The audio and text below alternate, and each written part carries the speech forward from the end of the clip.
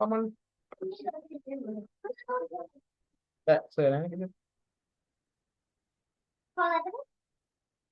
figure also how high it is.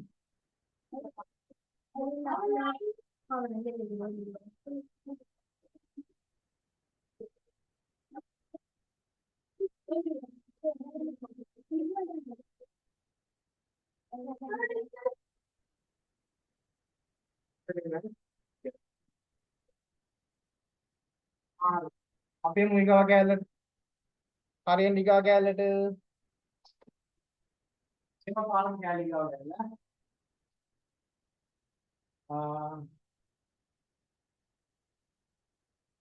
මේ බලන් ඉන්න මේක හදන්න පුළුවන් ක්‍රම දෙකක් මම ඔයාලට කියලා දෙනවා.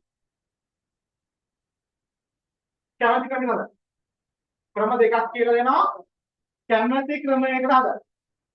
හරි. ඕම් පළවෙනි ක්‍රමය ඈ.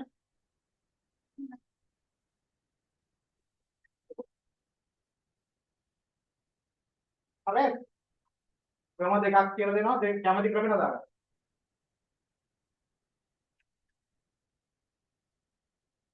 හරි. පළවෙනි ක්‍රමය ආගින්න. පළවෙනි ක්‍රමේ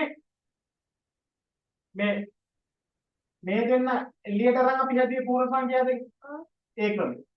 හරි. මේ දෙකයි මේකයි මොකද කරන්නේ අපි එළියට ගන්නවා. එහෙනම් දෙක තමයි. තේරුණාද?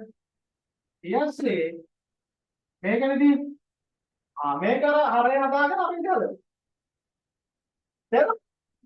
අපි කලින් කොහොමද කියන්නේ මට මේක මතක. මේ දෙන්න වැඩි කරනවා. අපේ යන්නේ 3 2 6යි. මෙයා මෙයාත් එක්ක වැඩි කරනවා. දෙකක් එක දෙකයි. ඉතින් මේ පැත්ත 3 වරක් එක 3යි. මෙතන උත්තරේ දෙකෙන් එකයි කියන්නේ උත්තරේ 3යි නේ. තේරෙනවද? එහෙනම් උත්තරේ දෙක 3යි. ආයේ අටනේ. ඕකේ ක්‍රමය. දැන් ලේසින් කරන්න. දෙවෙනි ක්‍රමය තමයි මිශ්‍ර භාග විෂම භාග කරන ක්‍රමය. තේරෙනවද? මෙන්න මේක. හරි මෙයා මට විෂම කරලා දෙන්නම්. 3 වරක් මතකනේ? 3 වරක් දෙක 6යි 6යි 1යි 7යි. 3න් 7යි. හරි? අරලක් එක 2යි 2යි 1යි 3යි. එහෙනම් දෙකෙන් 3යි. දැන් අර කොහොමද කරන්නේ? මේ දෙන අඩි කරනවා. 3 වරක් දෙක 6යි. මේ වැඩි කරනවා. කියන්නේ 3 වරක් දෙක 14. නෑ. 9 වරක් දෙක 9. එකතු කරන්නේ 23. 6න් 23. මෙයා විෂම භාගයෙන් අංශ භාග කරන්නේ 23 ඇතුලේ 18 වටිනේ. 3යි නේ? ඔව්.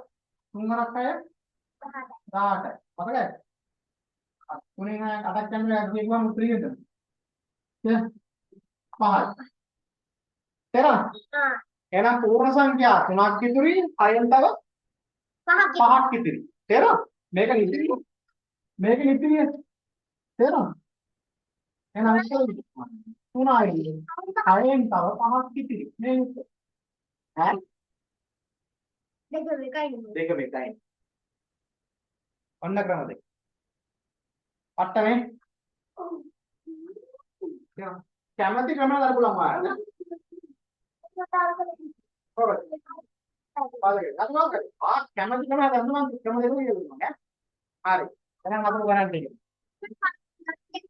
ඔව් මේක ලියන්න උදාහරණ.